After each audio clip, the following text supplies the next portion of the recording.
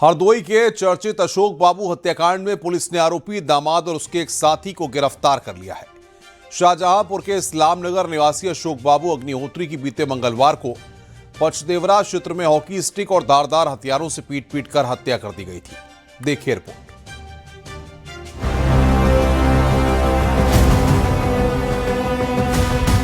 हरदोई में एक दामाद ने ससुर की हॉकी और धारदार हथियार से वार करके हत्या कर दी। हत्या के बाद में आरोपी दामाद मनमोहन मिश्रा का एक पोस्ट सोशल मीडिया पर काफी वायरल हुआ, जिसमें आरोपी दामाद ने लिखा कि गाली खा चुका था, गोली नहीं खा सकता। शाहजहांपुर के अल्लाहगंज थाना क्षेत्र के रहने वाले 51 साल के अशोक बाबू अग्निहोत्री की मंगलवार को उसके दामाद मनमोहन मिश्रा ने हत्या कर दी थी। घटना पचदेवरा थाना क्षेत्र में हथौड़ा तिराहे पर हुई है। मृतक के छोटे भाई ने पुलिस को जानकारी दी, जिसके बाद में पुलिस ने दामाद मनमोहन मिश्रा समेत 6 लोगों के खिलाफ हत्या का केस दर्ज किया। थाना पचदेवरा को सूचना मिली कि एक व्यक्ति जिसका नाम अशोक कुमार उर्फ पिन्ने है, उम्र लगभग 52 वर्ष बताई जा रही है, कि वो उनके दामाद के द्वारा पीट कर घायल कर दिया गया, जिन्हें लोहिया अस्पताल फर्रुखाबाद में भर्ती कराया गया, जहां उनकी मृत्यु हो गई। उक्त सूचना के आधार पर घटनास्थल का निरीक्षण किया गया, फील्ड यूनिट के द्वारा साक्ष्य संकलन किया गया। उक्त प्रकरण में प्राप्त सूचना के आधार पर अभियोग पंजीकृत कर अन्य वैधानिक कार्रवाई प्रचलित की जा रही है एवं आरोपियों की धरपकड़ के लिए लगातार छापेमारी जारी है। आरोपी मनमोहन मिश्रा ने अपने सोशल मीडिया अकाउंट से एक पोस्ट लिखा कि मेरा मारने का कोई इंटेंशन नहीं था, मैंने आत्मरक्षा में ये किया। मनमोहन ने अपने पोस्ट में लिखा कि एक अंतिम कोशिश थी रिश्ता बचाने की, गाली पहले ही खा चुका था, गोली नहीं खा सकता था। फिलहाल पुलिस ने दामाद मनमोहन मिश्रा समेत 6 लोगों के खिलाफ हत्या का केस दर्ज करते हुए जांच शुरू कर दी है। Bureau report, news 18।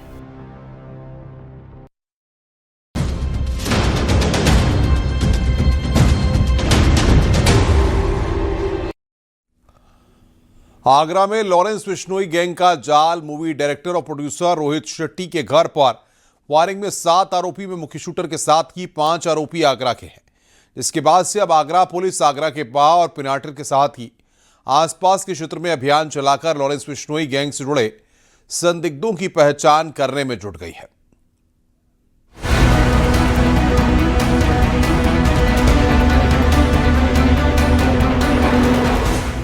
Lawrence Bishnoi gang अब धीरे धीरे आगरा में पैर पसार रहा है। लॉरेंस बिश्नोई गैंग अब आगरा के लड़कों को अपने गिरोह में शामिल कर रहा है। जांच में बड़ा खुलासा हुआ कि आगरा के पूर्वी जोन के रहने वाले कई लड़के इस गैंग के संपर्क में हैं।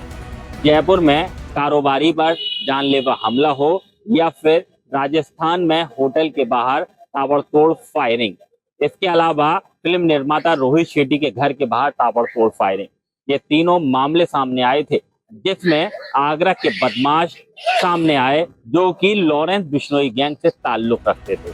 9 जून 2025 को पुलिस ने प्रदीप शर्मा उर्फ गोलू पंडित को गिरफ्तार किया। राजस्थान के श्रीगंगानगर में कारोबारी पर जानलेवा हमला करने की जिम्मेदारी लॉरेंस बिश्नोई गैंग ने ली थी, और जब पुलिस ने जांच की तो पता चला कि शूटर आगरा का रहने वाला है। आगरा पुलिस से संपर्क किया गया तो जांच पड़ताल हुई और थाना बाह क्षेत्र से प्रदीप शर्मा उर्फ गोलू पंडित सहित उसके साथियों को गिरफ्तार किया गया। भूपेंद्र गुज्जर उर्फ थापा नाम का बदमाश भी आगरा का रहने वाला था। राजस्थान के जी क्लब होटल के बाहर कारोबारी पर हत्या करने के इरादे से फायरिंग की गई थी, जिसमें इसका नाम सामने आया था। तब राजस्थान पुलिस ने आगरा पुलिस से संपर्क कर संयुक्त कार्रवाई करते हुए भूपेंद्र गुज्जर उर्फ थापा को गिरफ्तार किया। जांच में पता चला कि थापा भी लॉरेंस बिश्नोई गैंग के लिए काम करता था। अब फिल्म निर्माता रोहित शेट्टी के घर के बाहर फायरिंग करने के मामले में पुलिस ने बाह क्षेत्र के रहने वाले विष्णु को गिरफ्तार किया।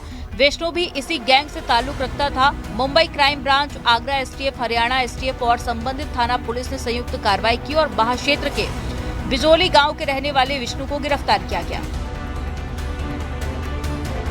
इसके अलावा भी कई अन्य मामले हैं, जिसके चलते बाह क्षेत्र के कई लड़के बिश्नोई गैंग से ताल्लुक रखते हुए दिखाई दिए।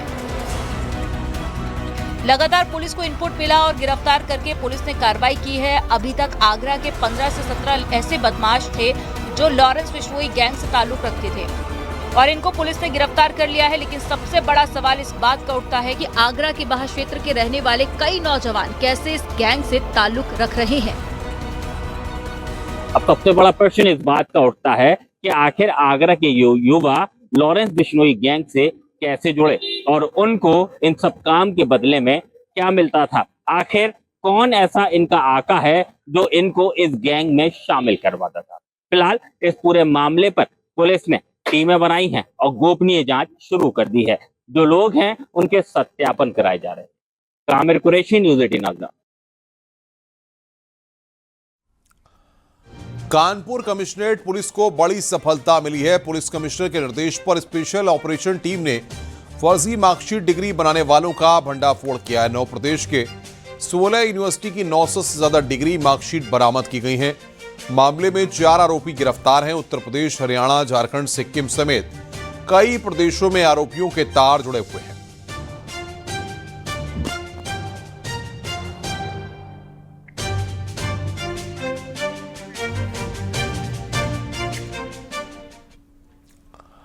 आगरा में थाना सिकंदरा क्षेत्र के नेशनल हाईवे पर रोड पर चलती कार अचानक से आग का गोला बन गई। कार में आग लगने का कारण शॉर्ट सर्किट बताया जा रहा है। कार में खराबी होने के चलते कार मालिक कार को सर्विस के लिए ले जाया जा रहा था, तभी रास्ते में कार में आग लगी। इसके बाद कार सवार ने कूदकर अपनी जान बचाई है और फायर ब्रिगेड की टीम मौके पर पहुंची और कड़ी मशक्कत के बाद आग पर काबू पाया जा सका।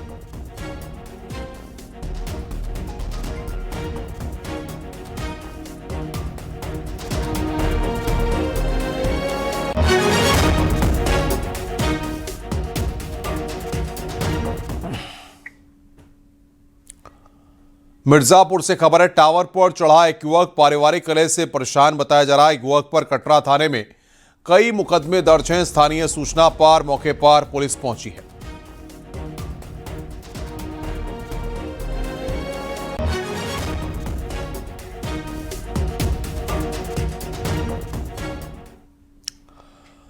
अमेठी के गौरीगंज स्थित नलकूप विभाग कार्यालय में अयोध्या एंटी करप्शन टीम ने बड़ी कार्रवाई की है। क्लर्क एहसान अहमद को 15,000 रुपए रिश्वत लेते रंगे हाथ गिरफ्तार किया है। आरोप है कि रिटायर्ड कर्मचारी ब्रजेश सिंह से भुगतान प्रक्रिया आगे बढ़ाने के बदले रिश्वत मांगी गई थी। शिकायत के सत्यापन के बाद टीम ने जाल बिछाकर आरोपी को पकड़ लिया और पैसे बरामद किए हैं।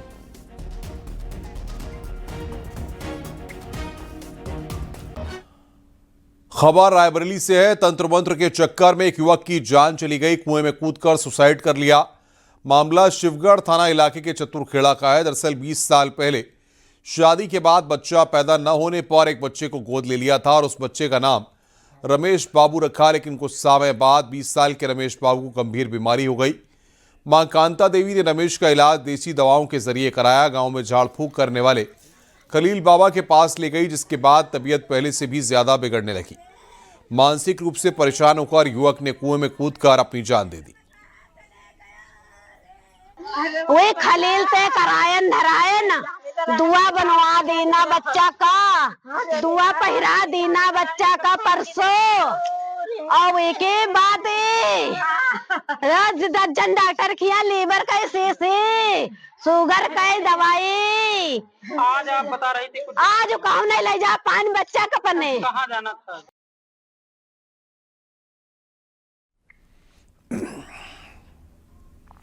खबर बलिया से है। कमरे में 2 शव मिलने से हड़कंप मचा। किन्नर और युवक का शव मिलने से सनसनी फैल गई। किन्नर की हत्या कर युवक ने फांसी लगाई है। किन्नर का शव बक्से में मिला। पुलिस ने 4 लोगों को हिरासत में लिया है।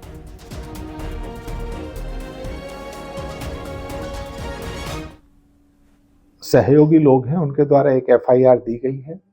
इस पूरे घटनाक्रम के मामले में सुसंगत धाराओं में अभियोग पंजीकृत कर लिया गया है और अग्रेतर कार्रवाई की जा रही है। आरोपी विजय गुप्ता के परिवार में वो खुद, उनका जो लड़का था वो, उसकी बहू और विजय गुप्ता जी का एक छोटे भाई का परिवार भी वहाँ रहता है, उसकी पत्नी।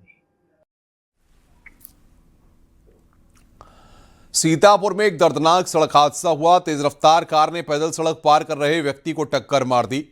इसके बाद पीछे से आ रही रोडवेज बस ने कार को टक्कर मारते हुए सड़क पर गिरे व्यक्ति को रौंद दिया। इस हादसे में व्यक्ति की घटनास्थल पर ही दर्दनाक मौत हो गई। पुलिस ने कार सहित रोडवेज बस को अपने कब्जे में ले लिया है और मामले की जांच पड़ताल में जुट गई है।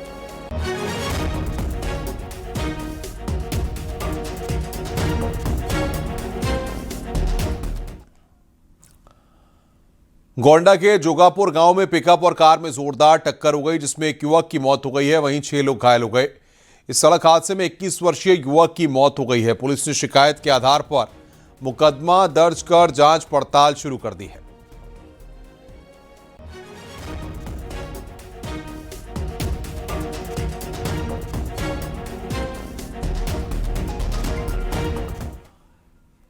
मैनपुरी में कांग्रेस के एक प्रतिनिधिमंडल ने डाइट भोगांव में छात्राओं के साथ हो रहे कथित शोषण के मामले में प्रशासन को ज्ञापन सौंपा है। प्रतिनिधिमंडल ने बताया कि डाइट भोगांव में प्रशिक्षण ले रही छात्राओं को प्रतियोगात्मक परीक्षाओं में पास कराने के नाम पर मानसिक और भावनात्मक रूप से प्रताड़ित किया जा रहा है। आरोप है कि छात्राओं को व्हाट्सएप पर अश्लील मैसेज भेजकर और अन्य अनैतिक तरीकों से शोषण किया जा रहा है और मामले में प्रशासन से मांग की पूरे प्रकरण की निष्पक्ष जांच कराकर दोषियों के खिलाफ कठोर कार्रवाई की जाए। यदि लगे कि ये लोग दोषी साबित हैं तो उनके खिलाफ कठोर और दंडात्मक कार्रवाई की जाए। इस बात के पूरे सच भी हैं। मैं आप लोगों को भी वो वीडियो उपलब्ध कराऊंगा जिसमें एक महिला प्रवक्ता भी कह रही है कि इस मामले को कहीं दफा कर दो। वहाँ के एक छात्र ने ये कहा है कि सर ऐसी समस्या जब छात्राओं ने बताई है तो मैं आपसे कह रहा हूँ प्रधानाचार्य, लेकिन प्रधानाचार्य द्वारा कोई कार्रवाई नहीं की गई। श्री राम नगरी अयोध्या को लेकर प्रदेश सरकार ने 250 करोड़ रुपए का विशेष बजट स्वीकृत किया है। इस बजट से धार्मिक, सांस्कृतिक और पर्यटन विकास को नई दिशा मिलने की उम्मीद है। इस राशि में से 150 करोड़ रुपए अयोध्या तीर्थ विकास परिषद को आवंटित किए गए हैं। इस परिषद का गठन अयोध्या के समग्र योजनाबद्ध विकास के उद्देश्य से किया गया था, जिसके अध्यक्ष उत्तर प्रदेश के मुख्यमंत्री योगी आदित्यनाथ हैं। परिषद इस राशि का उपयोग पर्यटन सुविधाओं के विस्तार, तीर्थ स्थलों के सौंदर्यीकरण, मूलभूत ढांचे के विकास और श्रद्धालुओं के लिए बेहतर व्यवस्थाओं पर करेगी। वहीं बाकी 100 करोड़ रुपए शहर की सड़कों के चौड़ीकरण और यातायात व्यवस्था को बेहतर करने पर खर्च किए जाएंगे।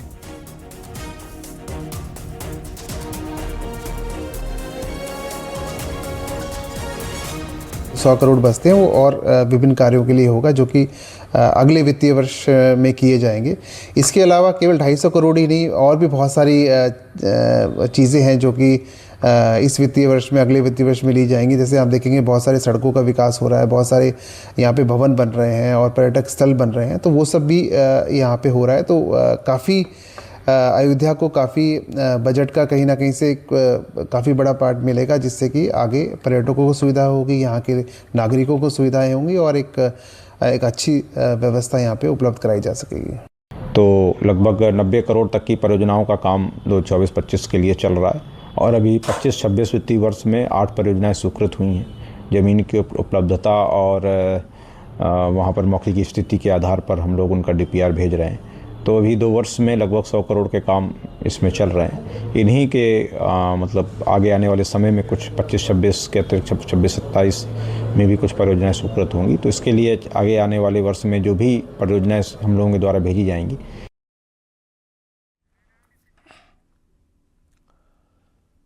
ग्रेटर नोएडा से खबर है, यमुना अथॉरिटी क्षेत्र में बनेगा hyper scale data centre. 400 crore रुपए की लागत से तैयार होगा सेंटर। यमुना अथॉरिटी क्षेत्र में डेटा सेंटर बनेगा। हाईटेक डेटा सेंटर 5 एकड़ में बनेगा। 7000 सर्वर रैक की क्षमता होगी।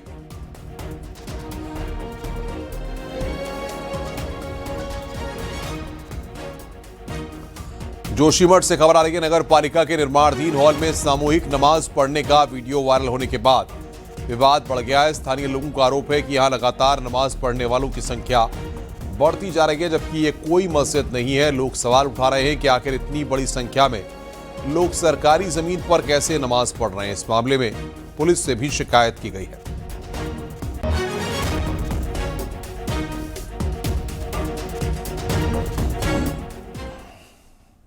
यहाँ पे जगह कितनी है, कितने लोगों को बुलाएंगे? कल जिन सेकुलर बंदों को के लिए नगर पालिका ने टेनिस खेलने के लिए और खेल के लिए, विशेष रूप से बच्चों के लिए खेल के लिए भूमि दी गई थी।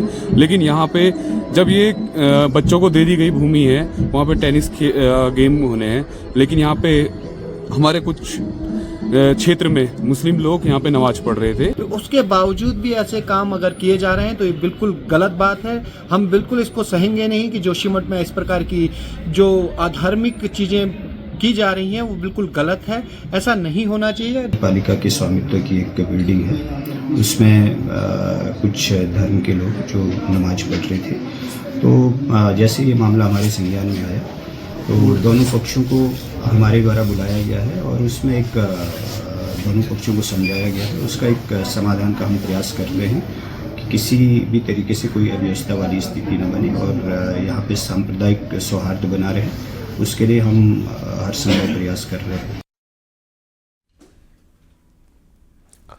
रुक रहे हैं यहाँ पर ब्रेक के लिए खबरों का